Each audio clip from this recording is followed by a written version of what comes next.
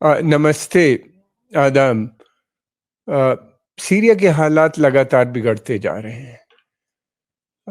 President Asad तो अब जा चुके, नई सरकार बन रही है, वहाँ पे ट्रांजिशन गवर्नमेंट का गठन हो रहा है। लेकिन दूसरी तरफ इजराइल के अटैक लगातार जारी हैं। कल शाम तक 480 ठिकानों पे इजराइल ने अटैक किए थे पिछले असद के जाने के बाद। जब तक असद मौजूद थे तब तक इजराइल नहीं कर रहा था, क्योंकि उनको सीरिया को काफ़ी हद तक रशा का की हिफाजत में था, उसका प्रोटेक्शन मौजूद था। लेकिन उनके जाने के बाद वो उसका दरवाजे खुल गए और वो लगातार जितने भी उनके मिलिट्री इंस्टॉलेशंस हैं, इंफ्रास्ट्रक्चर है कंट्री का, वो सब ध्वस्त होता चला जा रहा है। ऐसा लगता है कि इनकी वही पॉलिसी है जो अमेरिका की इराक में थी, कि सीरिया को पूरी तरीके से प्री इंडस्ट्रियल एज में पहुंचा दो, यानी सारा सब कुछ जितना उन्हीं ने बनाया है पिछले 100 साल में, उसको ध्वस्त कर दो। इंडस्ट्रियल बेस्ड इंफ्रास्ट्रक्चर और फिर उसके अलावा मिलिट्री असेट्स, यानी उनके एयरफोर्स, मिलिट्री, सेना और नेवल, ये इन सब चीज़ों को बर्बाद करते चले जा रहे हैं। उनका कहना ये है इजराइल का कि हम इसलिए कर रहे हैं कि कहीं आतंकवादियों के हाथ ये असलहे न लग जाए। जहाँ असलहे नहीं भी हैं वहाँ पे भी अटैक कर रहे हैं। वो कहते हैं नहीं, वहाँ पे छिपा रखा है, अब कौन उसकी बहस कर सकता है। दूसरी तरफ ये भी है कि जो ये गवर्नमेंट बनी है ये कह तो रहे हैं कि हम इंक्लूसिव गवर्नमेंट बनाएंगे, यानी सबको साथ लेके चलेंगे, माइनॉरिटीज को भी और नॉन माइनॉरिटीज को कोई बदला नहीं लिया जाएगा, बदला की भावना नहीं होगी। मगर यह है कि कल एक बहुत जो हुआ है एक वाकया, वो बहुत खतरनाक है। वो इस बात का इंडिकेशन देता है कि जो ये है अबू मोहम्मद अल जोलानी, इनके कंट्रोल में मामला नहीं है पूरी तरीके से। इसी के कल एक वहाँ पे मज़ार है, मौसोलियम है जनाबे ज़ैनब का, उसके ऊपर ये आतंकवादी घुस गए और तोड़ फोड़ करने की कोशिश कर रहे थे, लेकिन कर नहीं पाए, कामयाबी नहीं मिली। वहाँ पे जो उसको के गार्ड्स थे वो आ गए और फिर फौरन जल्दी ही पुलिस भी आ गई, तो उसको बचा लिया गया। मगर एक चर्च था दमिश्क के अंदर, और उस चर्च को में इन लोग अंदर घुसे और उसको तोड़ा फोड़ा भी वहाँ पे कुछ। और वहाँ पे जो पैसे रखे हुए थे, कलेक्शन होता था चंदों का, और लोग जो देते थे उनका जो भी था, उसको लूट लिया उन लोगों ने। ये इस बात का को दर्शाता है कि आने वाला समय ठीक नज़र नहीं आता। पीस एंड स्टेबिलिटी बनाना, उसका कारण ये है कि बहुत से ग्रुप हैं आपस में, एक दूसरे से रंजिशें भी हैं, दुश्मनियां भी हैं उन लोगों की। कहाँ तक कामयाब हो पाएंगे जुलानी, जिसकी कोई सेना नेशनलिस्ट है, वो तो ख़त्म हो गई है। सैनिक भी अक्सर ऐसा होता है, अपना ग्रुप बना के लूट मार का काम करने लगते हैं जब उनके पास कुछ नहीं होता। असद के पीरियड में तो बहुत बर्बादी हो ही चुकी थी, मगर इंफ्रास्ट्रक्चर काफ़ी हद तक बना हुआ था। दूसरी बात ये भी थी कि बाद में आईएसएस और दाएश आए, उन्हीं ने और ज़्यादा तबाही की।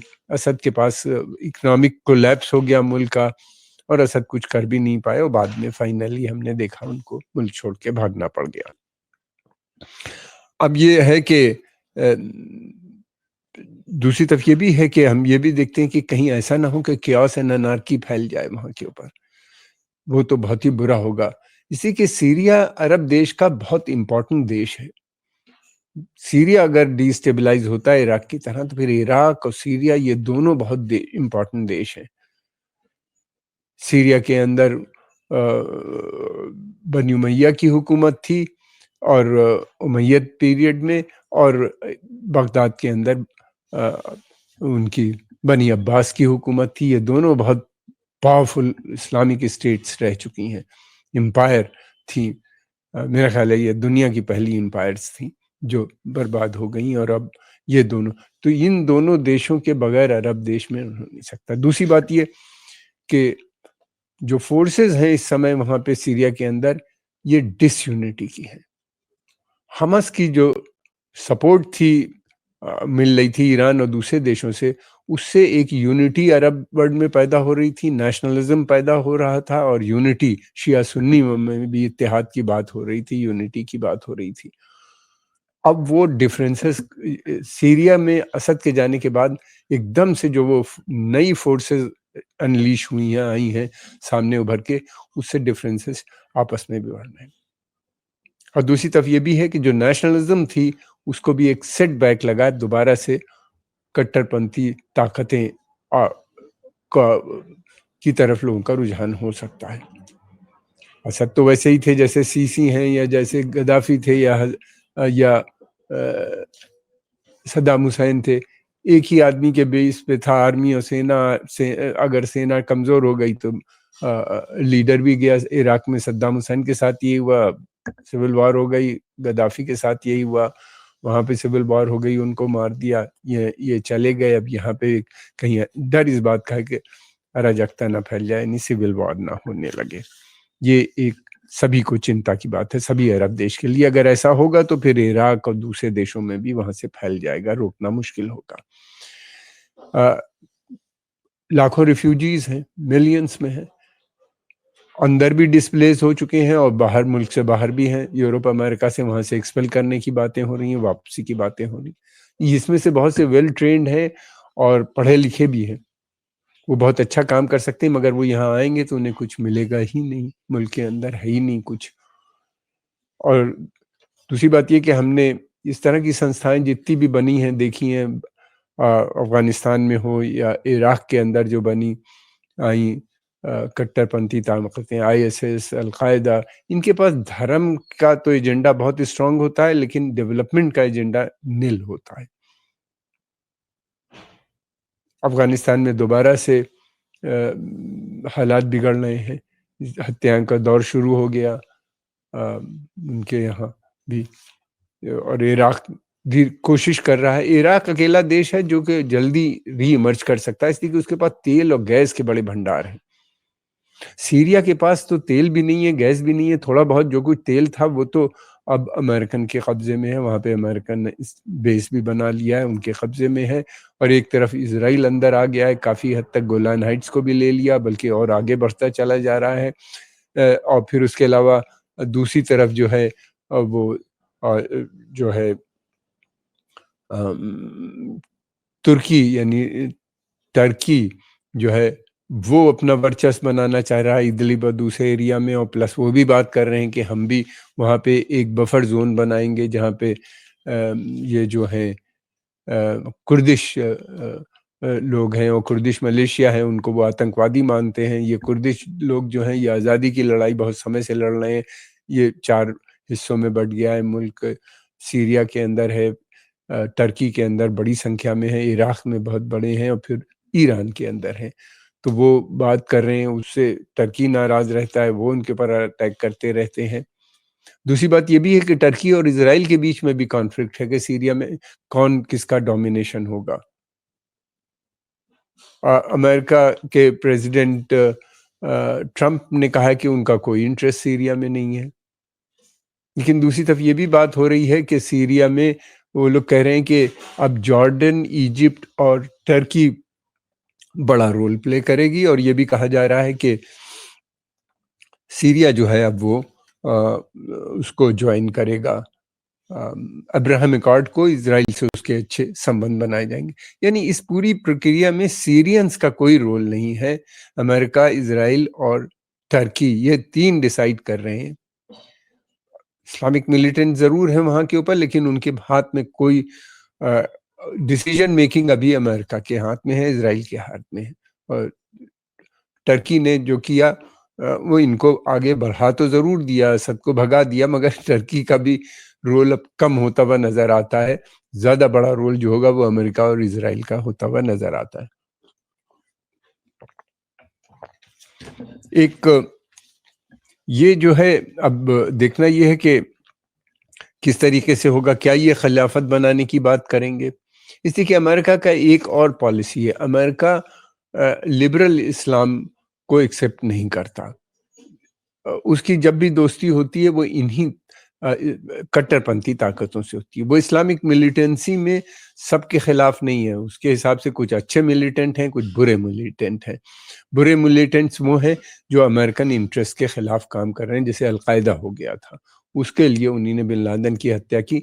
और बाद में आईएसएस को के मामले में वो न्यूट्रल थे, लेकिन जब आईएसएस अमेरिका के खिलाफ काम करने लगा तो उससे उनकी लड़ाई लड़ी, और दोबारा से अब कहा जा रहा है कि आईएसएस इसमें फिर से इन्वॉल्व है। और कुछ एरियाज में अभी भी आईएसएस का दबदबा है, वहाँ कुछ जगहों पे लड़ाई भी चल रही है इनकी आपस में, मिलिटेंट ग्रुप्स की। अब ये देखना है कि ये क्या खिलाफत बनाएंगे। दूसरी बात ये है कि सीरिया के अंदर अधिकतर लोग जो हैं वो मॉडरेट हैं, लिबरल इस्लाम में बिलीव करते हैं, सूफिज्म का क्या तरह का उनका अपना कंसेप्ट है, और वो डाइवर्सिटी में यकीन रखते हैं, विविधता यानी मिल के सबके साथ रहना चाहते हैं। अभी तो सब खुश हैं कि असद चले गए, आ रहे हैं वापस, और फिर उसके अलावा सारी सब चीज़ों की के जिम्मेदार असद को बताया जा रहा है, और काफ़ी हद तक है भी, प्रेसिडेंट की जिम्मेदारी होती है मुल्क को बचाना, इसमें कोई शक नहीं, इसको मानना चाहिए। उनकी वो एक फेल्ड लीडर भी थे, लेकिन ये कि आने के बाद रिफ्यूजी या तमाम से अब वापस आ रहे हैं, जॉर्डन से, टर्की, सब चाहता है कि उनके मुल्क से ये लोग जाएं जल्दी, लेकिन उनके लिए कोई अरेंजमेंट है नहीं कि वहाँ आएंगे तो वो करेंगे क्या, कहाँ से उनकी इनकम बनेगी, कैसे नौकरियां मिलेंगी। सारे इंस्टीट्यूशन कमज़ोर और फेल हो चुके हैं। अब ये देखना है कि ये एक लिबरल और ये जो है सेकुलर ग्रुप जो है, जो बड़ी संख्या में है और मिलिटेंट है, इनमें भी क्लैश के डर हैं आपस में। इन मिलिटेंट ग्रुप में क्लैश के डर हैं लगे हुए हैं, और फिर लिबरल और सेकुलर में भी ग्रुप के इनके साथ बनना है। यह है कि किस तरह की आर्मी होगी। नेशनलिस्ट आर्मी तो हटा दी गई है, अब दोबारा से आर्मी बनाना, इस्लामिक आर्मी, यही मिलिटेंट्स की होगी। तो फिर उनको कैसे कंट्रोल किया जाएगा, कमांडर इन चीफ कौन होगा। बहुत से इश्यूज हैं जो लगातार बढ़ते चले जा रहे हैं। और इसराइल का अटैक जो है अभी तक बंद नहीं हो रहा, कल शाम तक लगातार उनका चल रहा था। ये भी है कि एक बहुत बड़ी अपॉर्चुनिटी जो है वो इसराइल के हाथ में आई है। असद अकेले लीडर थे जो इसराइल की में जो कुछ भी हो रहा था, इसराइल की को इब्राहिम अकॉर्ड ज्वाइन करने के खिलाफ थे, वो नेशनलिज्म को प्रमोट कर रहे थे, वो इसराइल से किसी तरह के संबंध नहीं बना रहे थे। अब वो बातें खत्म हो गई हैं। और ये भी देखना है कि क्या दोबारा से शिया सुन्नी जो एक इत्तेहाद बन रहा था, इसलिए कि अगर अरब वर्ल्ड में सबसे बड़ी मुश्किल ये है कि जब तक कि ये इत्तेहाद नहीं होगा, अरब आगे बढ़ ही नहीं सकते। इसी में उनकी सारी एनर्जी निकल जाती है, इस लड़ाई में आपस में शिया और सुन्नी की। वो अपने मसलों को ब्रिज अप नहीं कर पाते, रिकंसिलिएशन। और और उसका फायदा जो होता है बड़े देश उठाते हैं। बड़े देशों की हमेशा से पॉलिटिक्स ये रही है, खासतौर से पश्चिमी देशों की, कि डिवाइड एंड रूल, और डिवाइड एंड रूल करके फिर उसके बाद एक सबसे बड़ा डिवाइड इसी में हो जाता है, फिर उसके बाद इथनिक डिवीजन हो जाता है, फिर उसके बाद माइनॉरिटीज से लड़ाइयाँ होने लगती हैं, और इन देशों का, बड़े देशों का इंटरफियरेंस मुल्क के अंदर बढ़ने लगता है। तेल के बड़े भंडार हैं इस पूरे क्षेत्र के अंदर, और जो असली सारी सब जो लड़ाई हो रही है वो बेसिकली तेल के लिए हो रही है, तेल में के डोमिनेशन के लिए हो रही है, जिसकी हम लगातार बात करते रहते हैं।